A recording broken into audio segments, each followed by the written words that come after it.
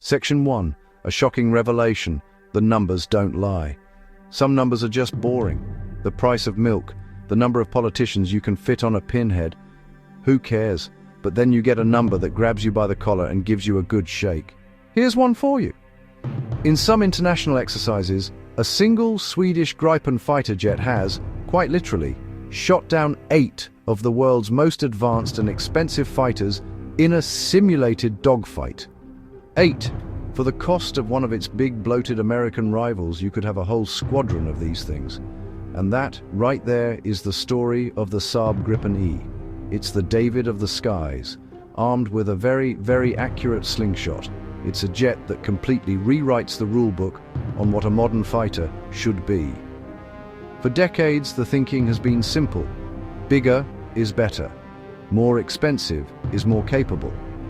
The Americans, with their colossal defense budgets, have been peddling this idea for years, giving us behemoths like the F-22, F-35.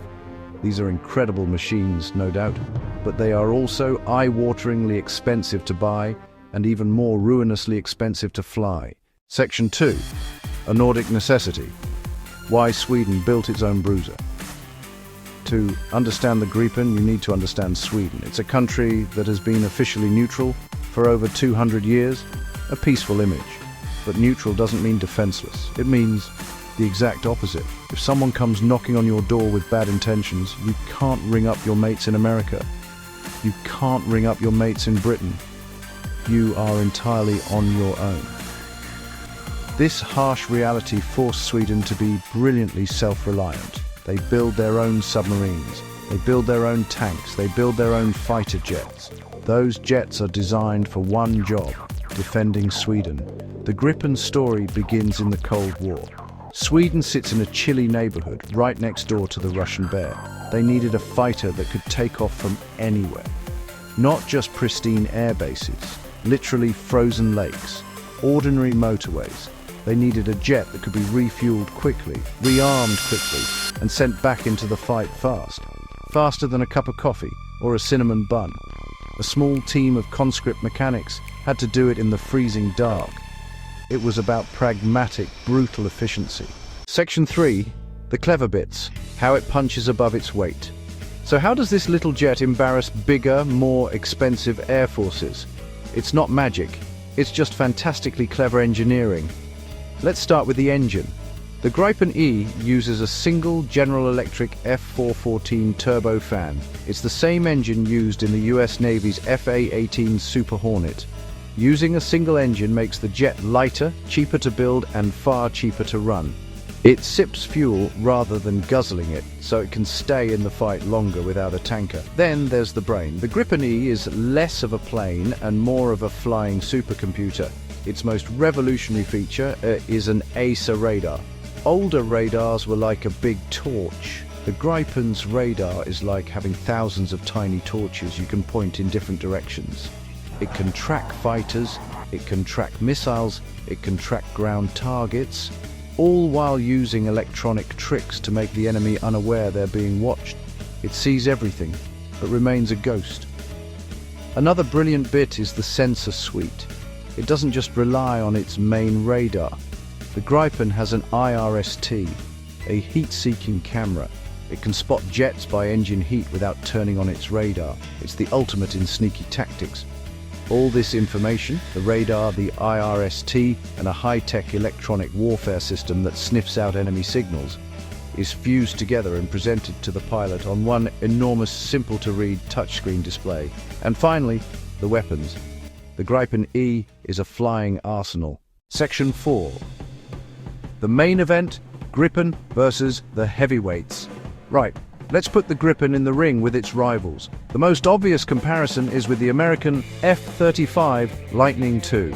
The F-35 is the king of stealth, designed to be nearly invisible to radar, an enormous advantage.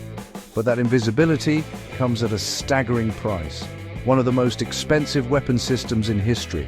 Its cost per flight hour is astronomical, roughly 3 to 4 times the Gripen. Fantastic jet, but you can only keep it flying a few hours a day before budgets break.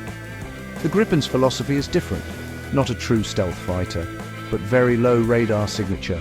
A world-class electronic warfare suite to jam and confuse radars. Not invisible. The smartest fighter in the sky. Powerful sensors to see the enemy first. Data links to share that info with other Gripens. Long-range missiles to take the shot before the enemy knows. A networked hunter, not a lone wolf. Low running costs, more aircraft in the air, longer. Now its European competitors, the Eurofighter Typhoon, the French Dassault Rafale. Both are superb twin-engine fighters, powerful and agile, but significantly more expensive to buy and operate than the Gripen. Designed by multinational committees, adds complexity and cost. Gripen designed by one nation with one clear purpose. For the price of 2 Typhoons, you could have 3 Gripens, and spare change for a lifetime supply of Swedish meatballs. A brilliant fighter jet is useless if it just sits in a Swedish hangar. You have to sell it, and selling a fighter jet is one of the most fiercely competitive, politically charged businesses on the planet. You're not just competing on performance and price. You're up against centuries of political alliances and the sheer industrial must of superpowers. Saab, a relatively small company from a neutral country, was stepping into a shark tank. Yet the Gripen found its buyers, and the reasons they chose it are fascinating. Brazil is the perfect example. The Brazilian Air Force needed to replace its aging fleet. They looked at the French Rafale, the American Super Hornet, and the Gripen.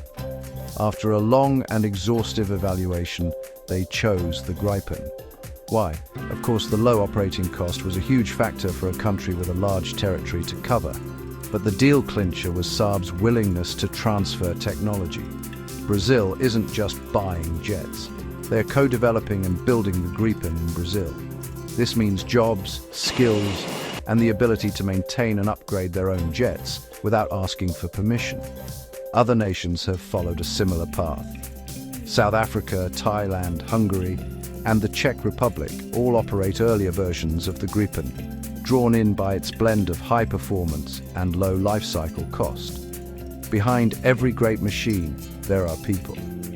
And the people who fly the Gripen absolutely love it.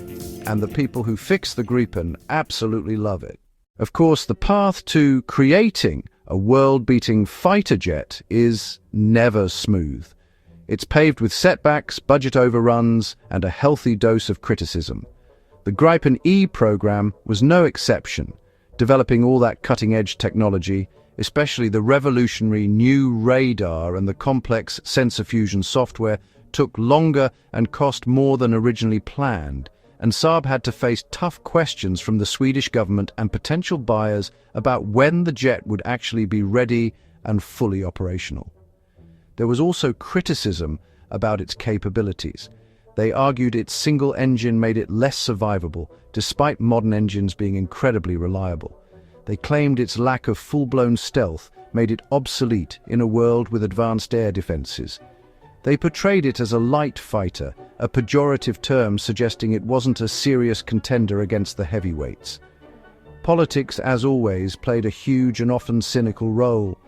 It was up against the full diplomatic and economic weight of global superpowers. Deals for fighter jets often come with strings attached, security guarantees, trade deals, and immense political pressure. As a neutral nation, Sweden couldn't offer the same kind of heavyweight political incentives that America or France could. In some battles, the Gripen was simply outmuscled in the corridors of power, long before it could prove itself in the sky. And then there were the accidents. Like any advanced aircraft program, the Gripen has had its share of crashes, including a couple of high-profile ones at air shows during its early development. While the pilots thankfully survived, these incidents provided ammunition for critics and created negative headlines. Every crash was a setback, forcing engineers to re-examine the flight control systems and prove to a skeptical world that the jet was safe and reliable. One of the most brilliant and frankly revolutionary things about the Gripen E is how it's designed to evolve. In the old days, upgrading a fighter jet was a nightmare. Taking the plane apart, physically rewiring, spending millions, and months or years grounded. The Gripen E, however, is designed more like a smartphone.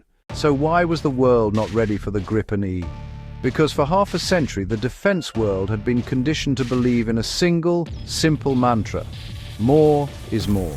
More thrust, more size, more stealth. Above all, more cost. The industry was built around rising complexity and cost. Then came this logical little jet from Sweden. It quietly, completely dismantled that argument. A paradigm shift in a polo shirt. Gripen E, world-class capability without a world-breaking price. Clever software, advanced networking, operational efficiency, not just dogfight performance, availability, reliability, affordability across 30 years. It forced planners to ask, are we spending smartly? The sensible Volvo among flashy, unreliable supercars. When security is on the line, what do you want?